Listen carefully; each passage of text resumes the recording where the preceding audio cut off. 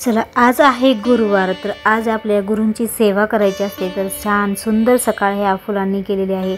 खूप सुंदर फुलं आली होती सकाळी सकाळी। तर बघा, आज गुरुवार, तर आजच्या गुरुवारच्या माहिती आता पितृपक्ष पण चालू आहे। पितृपक्षामध्ये दत्तगुरूंची काय सेवा केल्याने का आपल्याला पितृदोषापासून मुक्तता होते, तर ते आजच्या व्हिडिओमध्ये पाहणार आहोत। तर व्हिडिओ प्लीज स्किप न करता पूर्ण बघा आणि व्हिडिओला नक्कीच लाईक जास्त करा, कारण तुम्ही लाईक करत नाहीत। लाईक करायला नका विसरू आणि कमेंटमध्ये श्री स्वामी समर्थ लिहायला विसरू नका।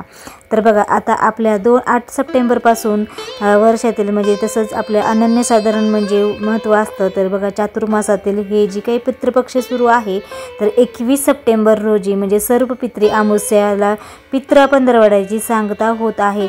भाद्रपद महिन्याच्या पक्ष म्हणजे हे पंधरवडा जे आहे ते प्रतिपदा ते अमावस्या हा काळ म्हणजेच पितृपक्ष म्हणून ओळखला जातो। त्यामुळे आपल्या श्री स्वामी समर्थ महाराजांची सेवा म्हणजे दत्तगुरूंची केलेली उपासना खरंच खूप लाभदायक असते आणि पितृदोषापासून उपयुक्त ठरते। बघा, जर आपल्याला बघा बरेच जणांना पितृपक्ष चालू आहे, तर कुणाला करणं होत नाही, विधियुक्त म्हणजे जी काही विधी असते तर ते करणं होत नाही, श्राद्ध घालणं होत नाही, किंवा अशा वेळेस तुम्ही खरं तर श्री गुरुदत्तांची जर सेवा केली, तर या काळामध्ये दानधर्म केलं आणि आपण दानधर्म आणि गायींना घास जरी घातला तरी चालतं। बघा, पितृपक्ष हे भारतीय परंपरेनुसार म्हणजे तत्वज्ञानानुसार 4 ऋण सांगितलेले आहेत, जसं की देव ऋण, ऋषी ऋण, पितृ ऋण आणि समाज ऋण।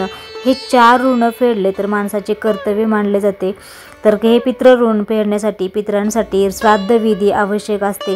पितरांची कृपा लाभावी यासाठी पितृपक्षात विविध गोष्टी केल्या जातात। या काळात पितरांचे स्मरण करून श्राद्ध विधी तर्पण केले जाते। पितरांविषयी आदर बाळगणे, त्यांच्या नावे दानधर्म करणे, त्यांना संतोष होईल असे कृत्य करणे म्हणजे पुढे आपल्या वंशाला कर्तव्य हे आहे। आणि शास्त्र सांगते, देव आणि पितर यांच्यात कार्यात हेळसांड कधीच करू नये असे पण सांगितलेले आहे। देवताप्रमाणे पितरांचाही आशीर्वाद देण्याची खरंच खूप शक्ती असते। बघा, एखाद्या वेळेस आपण देव माफ करतो पण पितृ माफ करत नाही। जर आपण पितरांची सेवा स्मरण नाही केलं किंवा त्यांच्याबद्दल आपण कृतज्ञता आणि त्यांच्यामुळेच आपण असतो, तर त्यांच्याविषयी आपण स्मरण नाही केलं, श्राद्ध नाही घातलं, तर त्यांच्या आत्म्याला मोक्ष मिळत नाही असंही असतं। त्याच्यामुळे बघा, देव आपल्याला कधीच शिक्षा देत नाही, पण पितरांचा जर दोष आपल्या घरावर लागला ना, बरेच संकट उद्भवतात। त्याच्यामुळे पितरांचाही श्राद्ध तर्पण विधी अत्यंत महत्त्वाचा आहे आणि ही नक्कीच आपण या पितृपक्षातही आपण श्री गुरुदत्तांची सेवा जास्तीत जास्त नामजप करावा। बघा, एक दिवस पितरांचे श्राद्ध केले असतात तर ते वर्षभर तृप्त राहतात। श्राद्ध विधी स्वतः करायचा असतो, गुरुजी मिळाले नाही तरी श्राद्ध संकल्प विषयीचे आपल्याला बरेच मार्केटमध्ये पुस्तकं असतात। त्याच्यामध्ये आपल्याला बघून आपण हे आपली कुणीही मुलगी, पत्नी किंवा सून याचे श्राद्ध करण्याचा अधिकार खरंच दिलेला आहे। तर त्यांनी हे पितृपक्षात नक्कीच श्राद्ध घालावे किंवा त्याची पितृपक्षामध्ये तुम्ही अन्नदान जरी केलं तरी खूप हे म्हणजे फलदायी आहे।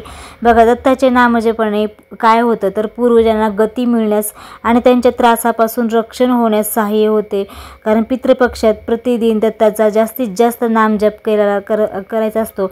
बघा, आता स्वामीच्या मठातही तुम्ही बघा जर गेला तर तिथे पण तुम्ही नामजप स्वामीचा मंत्राचा जप करायचा आहे। त्यांचा तारक मंत्र हे खूप प्रभावी मंत्र आहेत। श्री स्वामी समर्थ, श्री गुरुदेव दत्त या नामाचा खरंच या पितृपक्षात म्हणजे पंधरवड्यात नक्कीच तुम्ही जास्तीत जास्त सेवा करायचं असतं। बघा, दत्तगुरूंच्या नामस्मरणाने निर्माण होणारी शक्ती सर्व बाजूने संरक्षण कवच असते।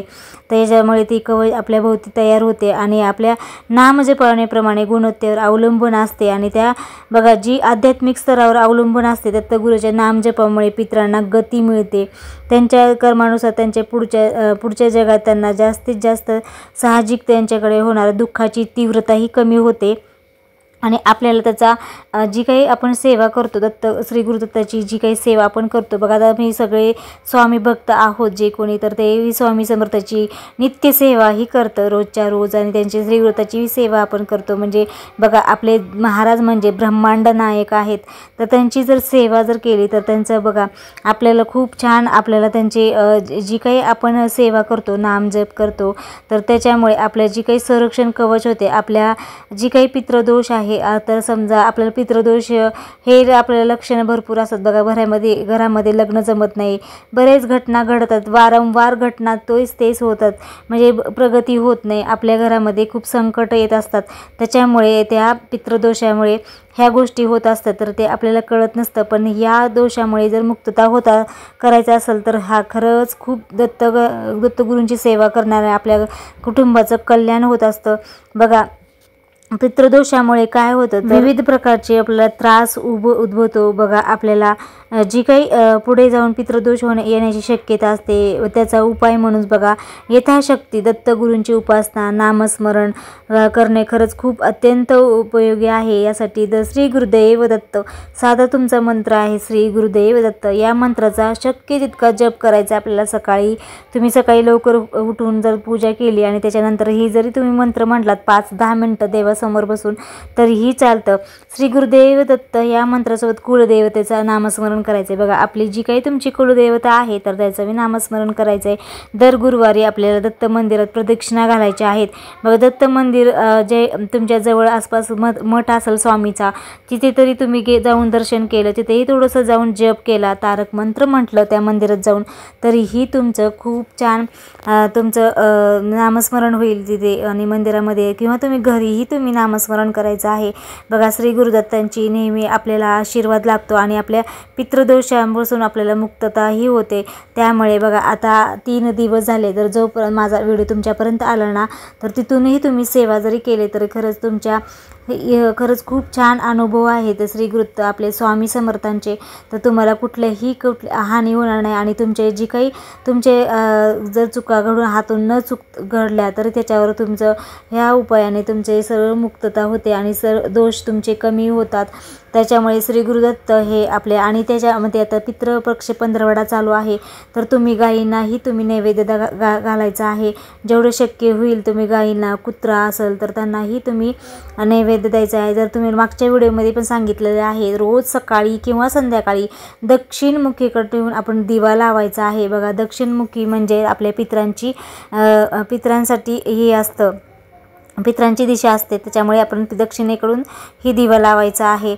तर त्याच्यामुळे तुम्ही ही जरी तुम्ही केली ह्या पंधरवड्यात तरीही तुम्ही छान तुमचं उपासना होईल, तुमचं जप नामस्मरण होईल. आणि आपले स्वामी समर्थ महाराज तर आपल्याला खूप अनुभव आहेत, कारण जेव्हा देव आपल्यावर कोपतात तर आपले हे महाराज आपल्याला वाचवत असतात. त्याच्यामुळे बघा, आणि बघा हे पण खरं आहे, जर देव कधीच आपल्याला शिक्षा देत नाही, पण आपल्या कर्मानुसार आपल्याला शिक्षा मिळत असते. त्याच्यामुळे आपले जे काही तुम्ही नामस्मरण श्री गुरुदत्तांचं स्वामी समर्थाचं जर केला तर तुमचं पितृदोषापासूनही तुमची नक्कीच मुक्तता मिळते. स्वामी समर्थाच्या मंत्र आणि स्तोत्र जी काही आपले नित्यसेवेचं पुस्तक आहे स्वामींचं, तर त्या पुस्तकामध्येही आपल्याला जी पितृदोषांची स्तुती किंवा त्यांचं जी काही आहे तर त्याच्या पण पुस्तकामध्ये तुम्हाला मिळून जाईल. तर ते तुम्हाला दक्षिणेकडे दिवा लावायचा आहे सकाळी, किंवा तुम्हाला संध्याकाळी जर वेळ भेटला तरी दिवे लावायचे त्यावेळेला तरी तुम्ही ते म्हटलं तरी चालतं. फक्त दक्षिण दिशेला बसून आपण ते स्तुती किंवा ते स्तोत्र म्हणायचं आहे बघा. पूर्ण त्याच्यामध्ये आहे, तर ते तुम्ही वाचन करायचं आहे किंवा श्रवण केलं तरी चालतं. आणि बघा पितरांच्या नावाने स्मरण नक्कीच करायचं आहे. तर ह्या पितृदोषापासून मुक्तता नक्कीच मिळते आपल्याला. नक्कीच बघा, जेव्हा आपण नामस्मरण करतो किंवा दत्तगुरूंचे नामस्मरण करतो आणि स्वामी समर्थाचे, नक्कीच आपल्याला त्यांचं संरक्षण कवच आपल्याला तयार होत असतं. तर खरंच आम्ही या बरेच जणांना आता स्वामी समर्थाचे खूप अनुभव आहेत, कारण बघा आपण जे त्या स्वामी समर्थ नक्कीच नेहमी म्हणत असतात, भिवू नकोस, मी तुझ्या पाठीशी आहे. तर हे वाक्य खरंच खूप खरं आहे. आणि बघा यामुळे दत्तगुरूंची सेवा केल्यामुळे आपल्याला कुठल्याच संकटाची सामोरे जाणार नाहीत. आणि त्याच्यामुळे आपण बघा पंधरवाड्यामध्येही तुम्ही जी काही तुमचे विधीनुसार तुमच्या परंपरेनुसार नक्कीच श्राद्ध किंवा त्यांच्याबद्दल ते अन्नदान करा. तुम्हाला जेवढे शक्य होईल तेवढी त्यांच्याबद्दल स्मरण करा आणि त्यांचीही पितरांची आशीर्वाद घ्यावा. आणि बघा प्रत्येक कुटुंबामध्ये आपल्या थोर मोठ्यांचा आशीर्वाद नक्कीच असायला पाहिजे. तर अशा प्रकारे आजच्या व्हिडिओत मी नक्कीच सांगण्याचा प्रयत्न केलेला आहे. आहे तर तुम्ही नक्कीच ह्या श्री गुरुदत्ताचं नामस्मरण करा. आपल्या महाराजांचंही आपल्या नामस्मरण करायचं आहे. तर अशा प्रकारे आता छान अशी आजची आरती झालेली आहे. तर अशी श्री स्वामी समर्थाचा आज गुरुवार छान वार आहे तर तुम्ही पण ते या सेवा आणि हे नामस्मरण जास्तीत जास्त जप करा.